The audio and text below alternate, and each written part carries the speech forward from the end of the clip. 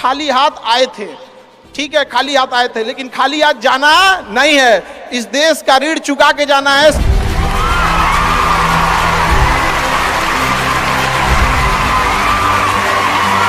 हमेशा याद रखिएगा, अकल बादाम खाने से नहीं ठोकर खाने से आती है। हमने इतिहास से यह सीखा है कि इतिहास से कोई कुछ नहीं सीखता। भले जेब खाली हो, जेब में गांधी हो या ना हो, दिल में एक आंधी होनी चाहिए। जो बोले हैं, जो ठाने हैं, वो कर लेंगे यहां पर, और नहीं कर सकते हैं तो दुर्भाग्य है इस भारत की धरती पर जन्म लिया हुआ।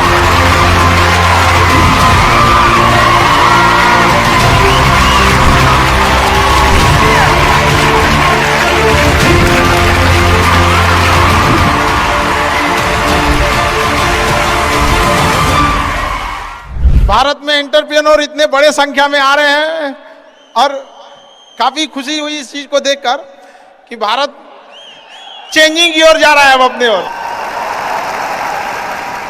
हमेशा सीखने की प्रवृत्ति रखिएगा। और आज के टाइम पे बाप रे, एक बहुत बड़ी समस्या ना कि दूसरे से प्रति जलन जरतुआही। जरतुआही समझते हैं हम लोग, बिहार का ठेठ भाषा है। पता नहीं आप लोग समझते हैं कि नहीं। मतलब कौन कितना खुश है, मतलब उसका पड़ोसी जितना दुखी है वो उतना खुश है। ये सब चीजों से थोड़ा आज के समय में अपने आप को थोड़ा बचा के रखने की कोशिश कीजिएगा लोग, क्योंकि किसी के जलन वगैरह से नहीं होता। अक्सर देखिएगा ना, चूंकि ये एंटरप्रेन्योर है, बिजनेस का चीज है, तो एक छोटा सा देखिएगा ना, गांव में किसी के पास समोसा का दुकान चल जाता है तो उसके बगल में एक और समोसे खोल देता है। अरे आप बहुत सारी चीजें हो सकती हैं। आप डिसीजन आप कभी भी किसी और के मर्जी से इन्फ्लुएंस होके लीजिएगा, वो कभी डिसीजन सही नहीं होगा। डिसीजन आपका अपना होना चाहिए, आप क्या कर सकते हैं। और ये जिस दिन आप पहचान गए, उस दिन समझिए आधा काम आप अपने से कर दिए यहाँ पर। और वो सबके अंदर कुछ ना कुछ है, ऐसा नहीं है कि ऊपर वाला आपको खाली हाथ भेजा, सबके अंदर कुछ ना कुछ है। और ये लोग भले कहते हैं कि खाली हाथ आए थे, ठीक है खाली हाथ आए थे, लेकिन खाली हाथ जाना नहीं है। इस देश का ऋण चुका के जाना है, समाज को कुछ दे के जाना है, एक अच्छे सिद्धांत, अच्छे कर्म को दे के जाना है। क्या कोई कह सकता है कि अब्दुल कलाम खाली हाथ गए थे? नहीं खाली हाथ गए थे। विवेकानंद खाली हाथ गए थे? अंबेडकर साहब खाली हाथ गए? नहीं गए।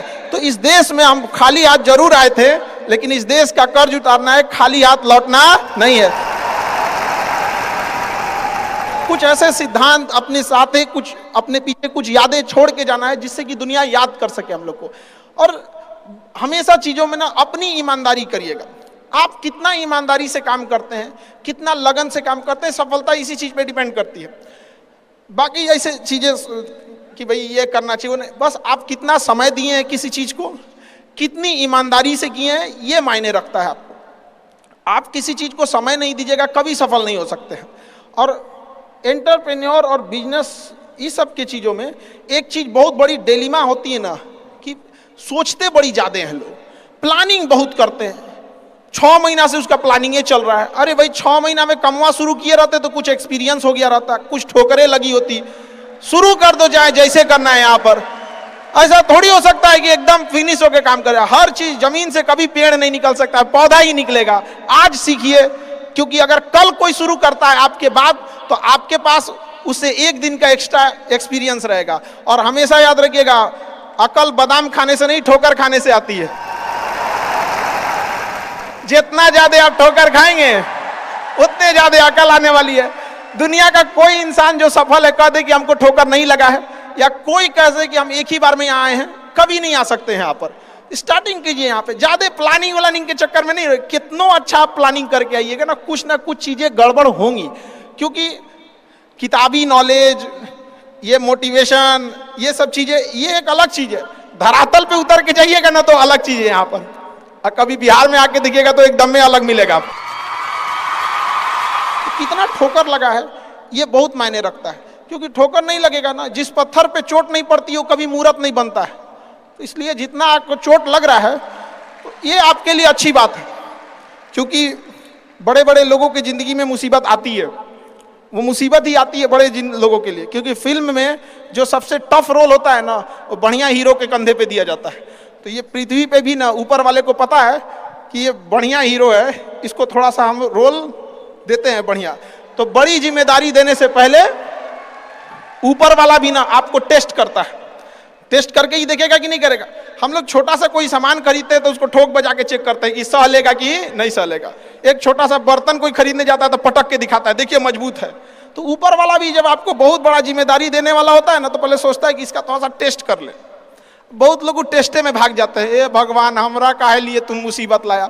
यार जब ऊपर वाला तुमको खुशी दिया था तो थैंक यू कहना भूल गए थे, और जब मुसीबत दिया चेक करने के लिए तो परेशान हो गए। यहाँ पर इस चीजों से घबराना नहीं चाहिए किसी को। जिसके जिसके जीवन में कठिनाई आ रही है, आप समझिए कि आप एक सही रास्ते पे जा रहे हैं, क्योंकि वही रास्ता सफलता का है। और अगर आपके जीवन में कठिनाई नहीं आ रही है, आप गलत रास्ते पे हैं, क्योंकि सफलता का रास्ता बहुत कठिन होता है। और अभी डिजिटल इंडिया है, सबके हाथ में मोबाइल हो गया है। एक चीज अगर आप बहुत आगे बढ़ेंगे ना, तो एक प्रॉब्लम फेस करेंगे। बिना मतलब लोग आपके ऊपर उंगलियां उठाने लगेंगे, बिना मतलब, जिनको कोई मतलब नहीं। आप देखिएगा तो मतलब अजीब लगेगा। इस सब चीजों से कभी मत घबराइएगा। ये कॉस्ट होगी, आपको चुकानी पड़ेगी जब आप बहुत आगे जाएंगे। तो आप लोग बहुत आगे जाएंगे तो पहले से माइंड में कब करके रखिएगा, कुछ लोग होंगे जो बिना मतलब आपसे सवाल पूछेंगे। इन लोग को कभी इंटरटेन मत कीजिएगा, क्योंकि अब भाषा थोड़ी हार्ड हो जाएगी, लेकिन एक हार्ड हो जाएगा तो हो जाएगा।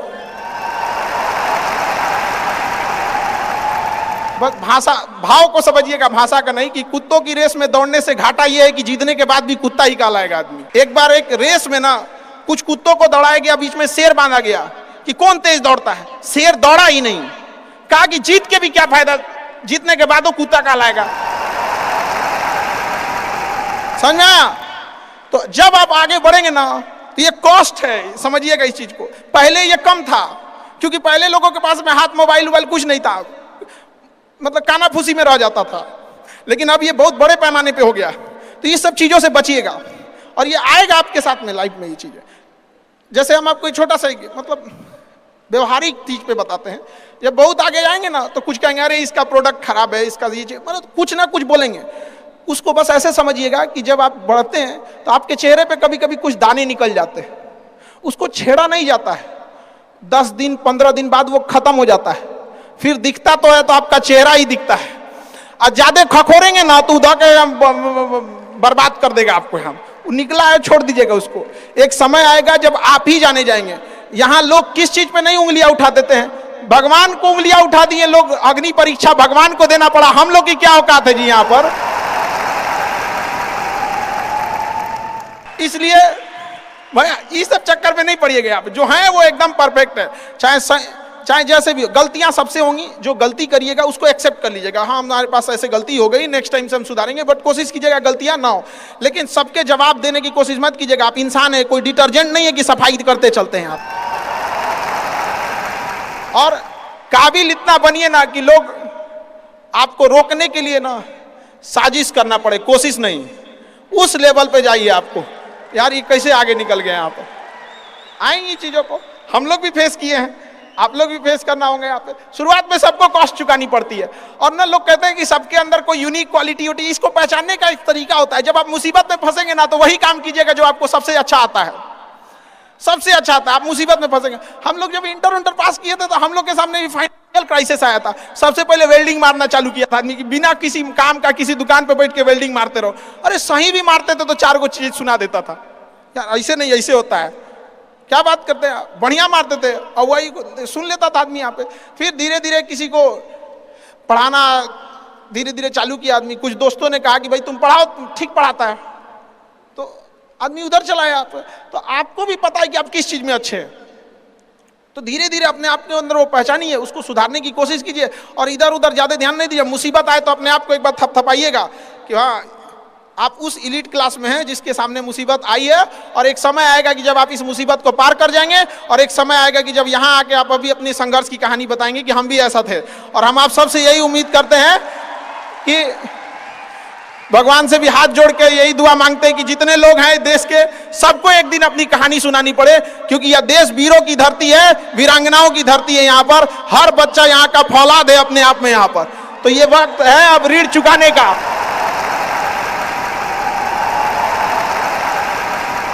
अब इस सदी में हमें अपना नहीं, अब इस देश का भी एक ऋण चुकाना होगा कि शायद पिछले जन्म में बहुत सौभाग्य, बहुत अच्छा काम किए होंगे तो हिंदुस्तान में जन्म लिए, वरना अगर जन्म के समय थोड़ा बहुत बॉर्डर क्रॉस करते ना, उधरिया हो जाते ना, अरे बाप रे बाप,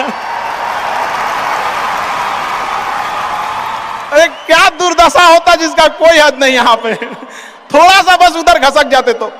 लेकिन ये हम लोग का सौभाग्य। एक चीज हम लोगों ने गलती किया शादी के बाद, हमने महिलाओं के पावर को ना अंडर एस्टिमेट कर दिया। हम लोग 1947 से जो पुरुष समाज है ये सोच रहा है कि देश को आगे ले जाने के लिए, अभी तक सोचिए रहा है। ये हम लोगों से गलतियां हुई हैं।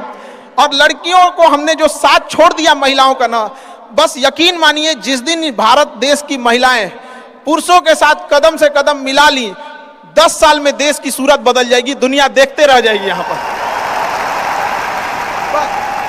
हम इस चीज को ज्यादा समझ सकते हैं क्योंकि हमारी खुद की बहन नहीं, अपनी बहन नहीं, लेकिन अभी भी हम अपना घर देखते हैं ना तो लगता है कि बहुत बड़ी कमी है। और अगर बहन रहती तो चीजों को अच्छे से समेट के रख सकती थी। अब तो इसलिए हम देखेंगे हमको इंडिया में सबसे ज्यादा राखी बांधी जाती है, पूरे हिंदुस्तान में सबसे ज्यादा राखी बांधी जाती है। नहीं था तो हमारे यहाँ माझी जी थे ना, वो कहे कि भगवान के भरोसे मत बैठो, क्या पता भगवान तोरे भरोसे बैठा लो। तो बहन नहीं थी तो क्या दिक्कत है, दुनिया में सबसे ज्यादा राखी बांधी गई। अब मतलब अभी सोचते हैं कि अगली बार, अभी इस बार 7,500 राखी बांधी गई थी, 7,500।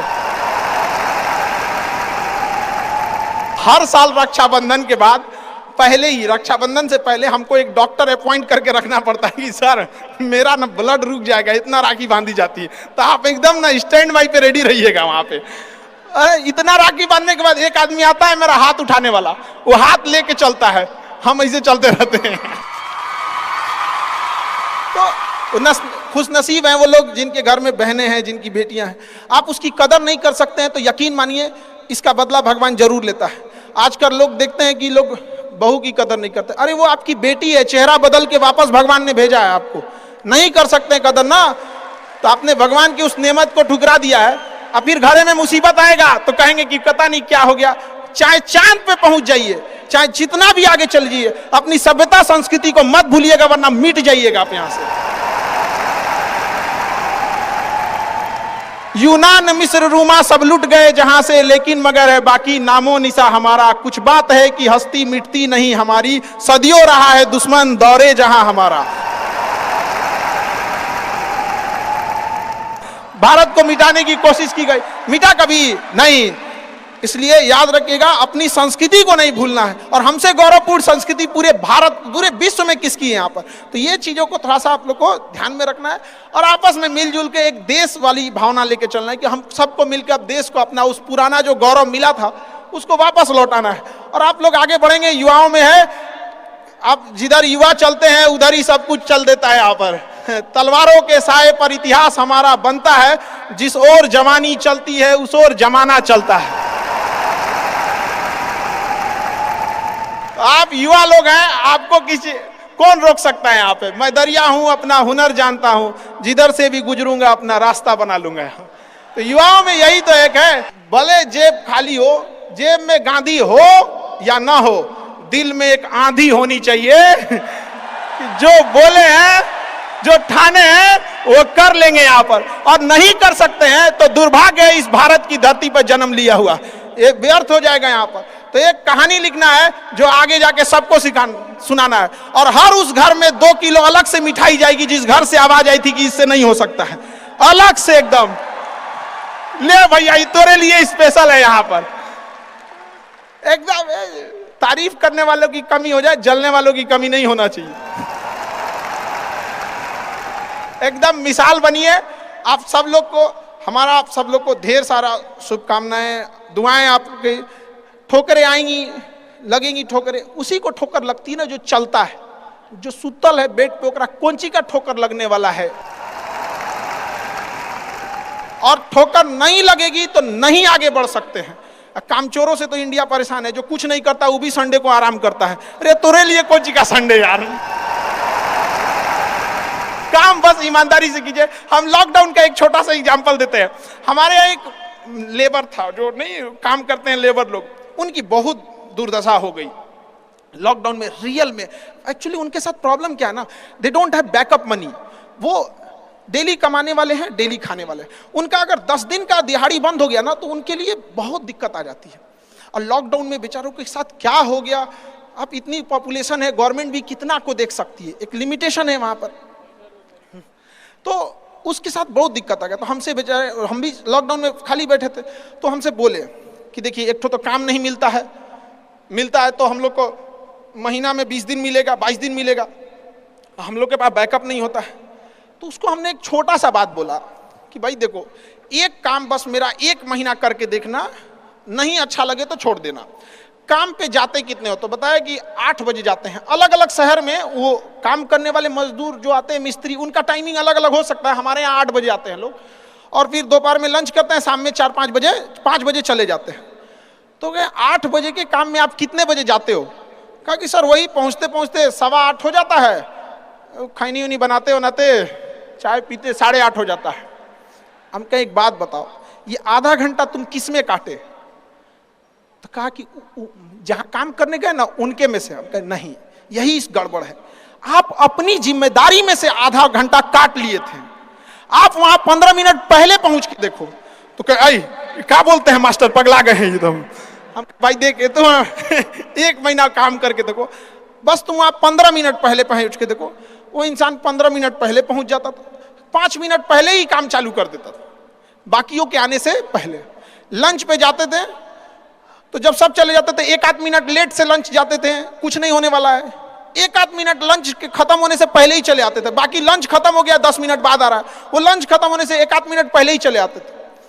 जब सारे लोग 5 बजे चले जाते थे तो 5:05 पे जाते हैं। तो हमसे कहें कि खान सर ये आप बता रहे हैं नहीं, बहुत उटपटांग बात बता रहे हैं आप। तो भैया 1 महीना काम कर लो, हाथ जोड़ लेते हैं।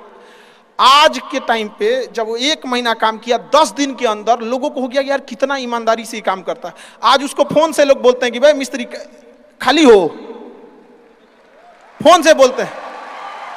और लोग क्या कहते हैं पता है, इसको काम दे देंगे ना तो टेंशन नहीं है, टेंशन नहीं है, काम वही है। आप दुनिया में कुछ भी कीजिए, बशर्ते क्या कीजिए, ईमानदारी से। और आपके यहाँ जो काम करने आ रहा है ना, प्लीज उसका भी आप लोग, मतलब जो भी आप लोग एंटरप्रेन्योर है तो आपके अंडर में भी लोग काम करेंगे, उसका भी ध्यान रखिएगा एक परिवार की तरह। ये नहीं कि उसका भी रोक रख के सैलरी रख ले 2 महीना 3 महीने का, और उसके बाद कहेंगे कि चौपट काय हो रहे हैं। ऊपर वाले की लाठी में आवाज नहीं होता, इस चीज को हमेशा याद रखिएगा।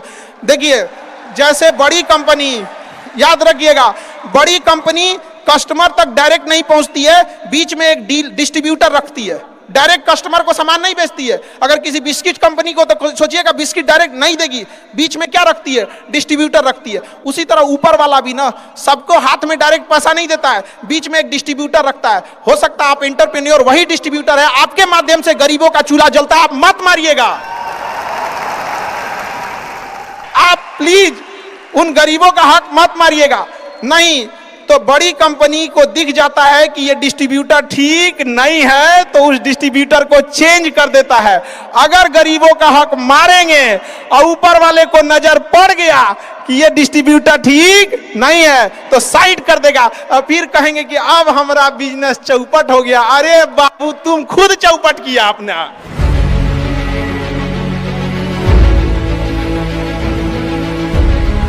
दो तरह के सवालों का जवाब आपको इस वीडियो में मिलेगा, एक इंस्पिरेशन और मोटिवेशन, क्योंकि खान सर आ रहे हैं, आपके हर सवाल की बॉल पे मारेंगे 6, आपकी कंफ्यूजन को कर देंगे एकदम फिक्स। खान सर आपको अमेजिंग सवाल जवाब में चर्चा करेंगे।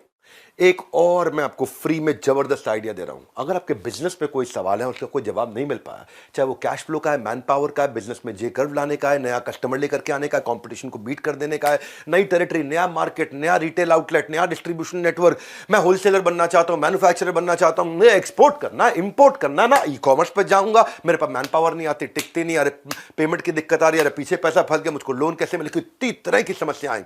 इस पर तो कोई सवाल है आपका? तो मैं उसका फ्री में आंसर दूंगा।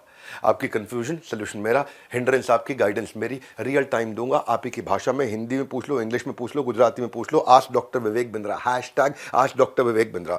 इस वीडियो को शेयर करिएगा खान सर के और हैशटैग यूज करिए आस्क डॉक्टर विवेक बिंद्रा। कोई संकोच नहीं, मेरे संग कोच है। आपको क्या बोलना है? आपको कोई संकोच नहीं, आपके संग कोच है। कोच कौन? डॉक्टर विवेक बिंद्रा। तो आपको एक लिंक दे रहा हूं, उस लिंक पे जाना है और जाकर के जो भी बिजनेस का सवाल है मुझसे पूछना है। पैसे नहीं लगेंगे। 5 सवालों के उत्तर तो फ्री दूंगा। उसके बाद आपका मन करे तो आप आगे हमारा कोई प्रोग्राम ज्वाइन कर सकते हैं। मैं आपका 24 घंटे 7 दिन का कोच हूं। हाँ, आप कोई जरूरी नहीं आपको पैसा खर्च करना है। 5 सवालों के जवाब आपको फ्री दूंगा। लिंक पे जाओ, अपना सवाल पूछो और मुझसे डायरेक्ट आंसर लो। अब सुनते हैं वो जवाब जो कि खान सर देने वाले हैं। धन्यवाद। खान सर, आपका पूरा नाम जानना चाहते हैं और थोड़ा आपने स्ट्रगल कैसे किया उसके बारे देखिए, में बताइए। बिल्कुल, आपको अधिकार है पूरा नाम जानने का, लेकिन हमने इतिहास से यह सीखा है कि इतिहास से कोई कुछ नहीं सीखता है। हम आपको एक एग्जाम्पल देते हैं। जलियांवाला बाग हत्याकांड हुआ तो उन निर्दोषों की कोई गलती नहीं थी। थोड़ा सा आपको हम अपने थोड़ा सा हिस्ट्री की ओर ले जाते हैं। आप बिजनेसमैन है, शायद इंटरेस्ट ना हो तो खैर थोड़ा सा तो जलियांवाला बाग में जब हत्याकांड हुई, जनरल ओ डायर ने जनरल आर डायर को कहा कि गोली चला दो। उस चोट्टे ने गोली चला दिया, लेकिन आदेश दिया था जनरल ओ डायर। गोली मारा गया। उन निहत्तों की क्या गलती थी? न जाति देखी गई, न मजहब देखा गया, गोली मार दिया गया। उस गोली मारने के 21 साल बाद 1919 की घटना है। 1940 में उधम सिंह, भारत का वह वीर सिंह अमर रहे। उधम सिंह जब इंग्लैंड में गए और लंदन में उसके घर में घुस के उधम सिंह के छाती पे गोली मारे थे वहां पे।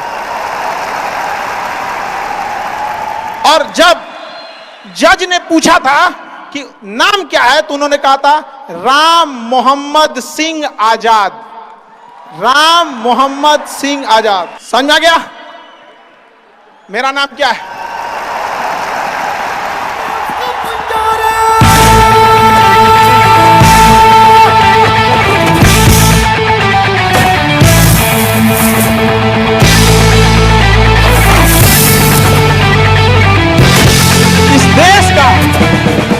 इस देश का इतना गौरवपूर्ण इतिहास अगर हम भूलेंगे तो इतिहास माफ नहीं करेगा।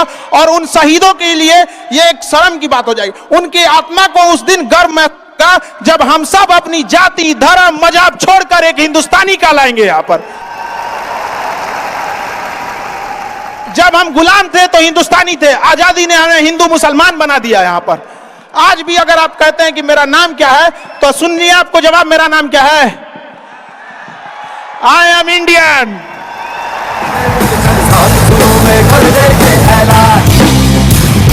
हिम्मत है तो लोगों, जुर्रत है तो मानो, आज बदली है रखती है जान। मेरी एज अभी 21 है, ठीक है। तो मैंने अभी रिसेंटली कॉर्पोरेट लाइफ में एंटर किया है। तो मैंने चाणक्य नीति पढ़ी थी।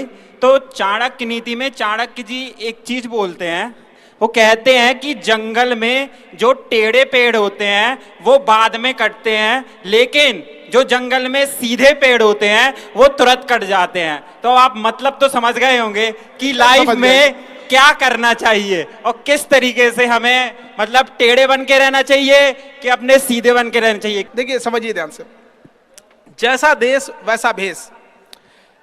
अगर प्यार से बात करने वाले हैं तो प्यार से बात कीजिए। सब लोग प्यार से नहीं मान सकते हैं, और अगर सब प्यार से मान सकते थे तो बांसुरी बजाने वाला कृष्ण कन्हैया कभी महाभारत होने नहीं देते। लेकिन एक चीज हमेशा याद रखिएगा, अगर आप किसी से अकड़ जाते हैं, रूडली बात कर लेते हैं, तो फिर प्यार से बात करने का ऑप्शन हमेशा के लिए खत्म हो जाता है। हमेशा के लिए खत्म हो जाएगा। फिर आप उसे प्यार से नहीं समझा सकते। लेकिन अगर आप उसे शुरुआत में प्यार से डील करते हैं तो अकड़ने का ऑप्शन तो लास्ट तक रहता है। तो ये शुरुआती ऑप्शन गड़बड़ नहीं कीजिएगा। और मिजाज में कुछ सख्ती भी जरूरी है, वरना लोग पी जाते अगर समंदर खारा ना होता। अपने आप को इतना भी सस्ता मत कीजिएगा कि 2 कौड़ी का इंसान खेल के चला जाए, ठीक है। तो आपका एटीट्यूड डिपेंड करना चाहिए सामने कौन है, एक जैसा नहीं। हाँ, अतिथि देवो भव है। इसी चक्कर में अंग्रेज धो के चल गए हम लोग। और हम लोग रहते वास्को डिगामा को बांध के मारते पहले। मैं 3 विद्यालय का संचालन कर रहा हूं और वर्तमान में कानपुर देहात में सबसे टॉप में विद्यालय है। मैं चाहता हूं कि उस संस्था को प्रदेश और देश लेवल पर ले जाऊं, तो क्या उसके लिए सुझाव चाहता हूं आपसे। सर थोड़ा सा एक चीज करिएगा, आप संस्था को टॉप या संस्था को बेहतर से बेहतर आप एक कोशिश कीजिएगा कि संस्था में पढ़ रहे वाले बच्चों को टॉप करा दे। बस वो बच्चे टॉप रहने चाहिए। सर हमारी संस्था में जाएंगे, वो गोदाम अनाज रखने वाले गोदाम को हम क्लासरूम बनाए हैं। हमारे यहाँ लगभग 200-250 लड़के जमीन पे बैठ के पढ़ते हैं। हमने कभी संस्था पे ध्यान ही नहीं दिया, जब भी ध्यान दिए बच्चों पे ध्यान दिए। तो सर एजुकेशन में वो करना है कि वो बच्चे ब्रांड एम्बेसडर बने आगे जाके।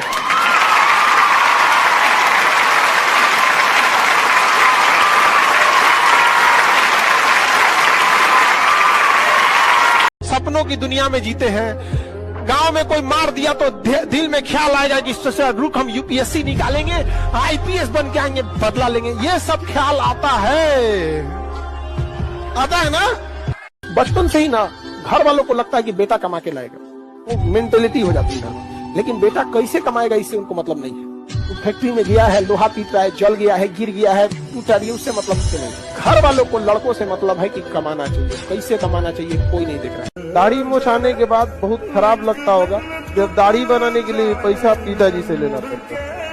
पढ़ा लिखा बेटा अनपढ़ बाप से जब पैसा मांगता है ये बहुत खराब बात। इसलिए जितना जल्दी हो नौकरी ले ली। जिंदगी कोई आए ना, ऊपर वाला उसी को कामयाब बना सकता है जिनकी कंधे इतने मजबूत हो कि जिम्मेदारियां लेके भी मुस्कुरा के रहे, कोई दिक्कत नहीं। सबसे ज्यादा दिमाग खुलता है ठोकर खाने से। नहीं समझ आएगा। जीवन में लड़कियों की तुलना में लड़के ज्यादा ठोकर खाए होते हैं, इसलिए वो लोग थोड़ा सा संभल के चलता है। कोई उनसे बढ़िया से बतियाए ना तो डर जाएगा। सही में कोई उनसे बढ़िया से बात करके देखो, इज्जत से, अंदर अंदर सावधान हो जाएगा कुछ गड़बड़ है, और तुम लोग खुश हो जाओगे। बहुत अच्छा आदमी था, बहुत अच्छा आदमी था। याद रखिएगा, जिन सफलता जितने ऊंचाई पे जाएंगे, ऊंचाई पर रुकने के लिए रास्ते नहीं होते, एक दिन नीचे आना पड़ेगा। इसलिए जब आप सीढ़ियों पे चढ़ रहे होते हैं तो अपने साथ के लोगों से अच्छा व्यवहार बना के रखिएगा, क्योंकि वापस उतरते समय उनसे मुलाकात होगी।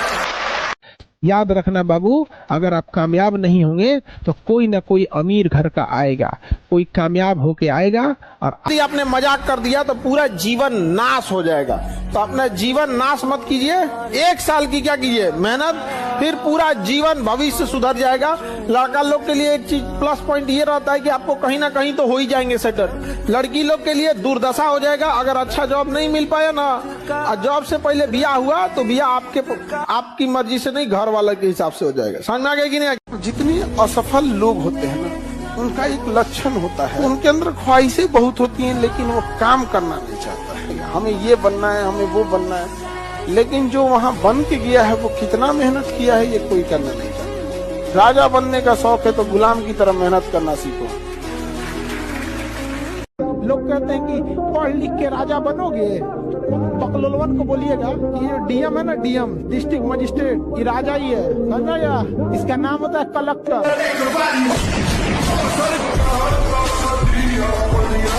अगर आप किसी के लिए गड्ढा खोदिएगा ना तो वो इंसान छलांग लगाना सीख जाएगा, याद रखिएगा। वापस थोड़ी लौटेगा यहाँ पर।